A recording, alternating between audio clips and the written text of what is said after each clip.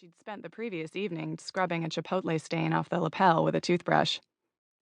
The percolator bubbled, filling the trailer with an oaky, burned smell. Cherry's father sat at the kitchenette table, palms enveloping his favorite mug. She kissed his forehead. "Morning, Pops." Grunt. "I'll make you breakfast." Pop flipped a page in the Aubrey Times. "Donuts in the fridge." "No donuts." She retrieved the frying pan from its drawer. "You gotta eat healthier, Pops, or your heart's gonna explode." The sink was filled with last night's pasta dishes. No one asked her to wash them, but the men were just fucking incapable.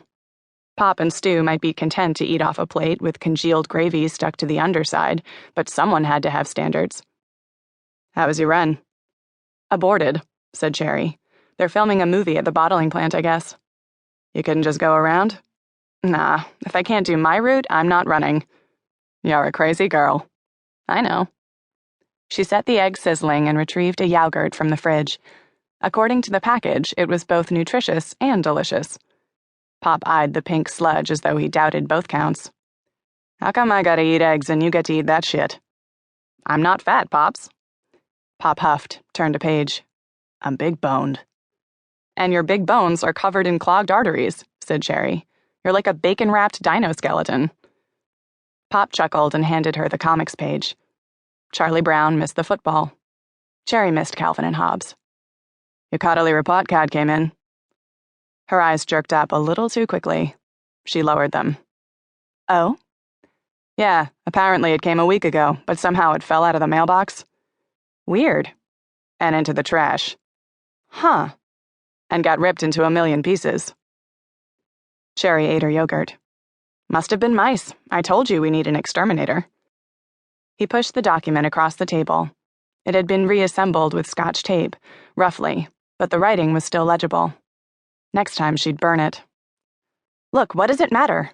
She tossed the empty yogurt cup over her shoulder. It landed squarely in the trash. Pop raised his eyebrows, duly impressed. "I'm graduating, aren't I?" "Yeah, high school," said Pop. "What about college? How do you expect to get in with report cards like this?" Cherry allowed herself a peek at the Aubrey Public stationery. The details had not magically transformed. Lax drive. Vulgar language. Impulse control problems. "That last one is bullshit," said Cherry. "I do not have She took a breath, smiled, turned her palms out. "I am rage-free, and my language isn't vulgar, it's colorful." Pop chuckled. She started to stand, but he stopped her with a gentle hand on her wrist.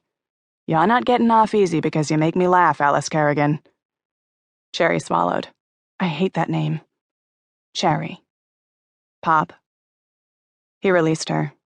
"What do you want to do?" "I want to save your eggs before they vulcanize." When your Pop's an auto mechanic, you pick up some choice vocab. Pop sighed like a deflating bouncy castle and turned out his palms. A family gesture. She wasn't sure how it had happened, this Grand Canyon of a misunderstanding between her and Pop. She was on one side, missing early decision for college, pretending to forget early enrollment, dropping hints about taking a year off. Then way the hell and gone on the other side was Pop, who usually respected her decisions. But now he was wringing his hands, waiting for those applications to go out, still expecting Cherry to be the first Kerrigan to go to college, the family vanguard, the one with potential. She wasn't going to college, and she just couldn't bring herself to tell him. She added some chopped peppers to the eggs. In addition to washing the dishes, the boys were incapable of shopping for anything other than microwave pizza and beer. She served it up on Pop's favorite Patriots plate. "What's all this green shit?" "Vegetables," said Cherry. "No cheese." "Are you serious?" She flicked away the report card and tossed it in the bin with the coffee grounds, brown paper towels, and other garbage. Something smacked her on the back of the head. "God damn it, Stu!" "Language," said Pop. "Morning, family." Cherry's brother opened the cabinet and took down the Cap'n Crunch. "How is everyone this fine Sunday?" Cherry socked his shoulder, then leaned in close, sniffing.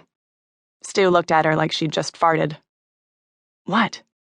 "You stink like weed," she said in a whisper. "You can't smell shit," he hissed. "You better have left some hot water for me," Pop said, examining a green and yellow water.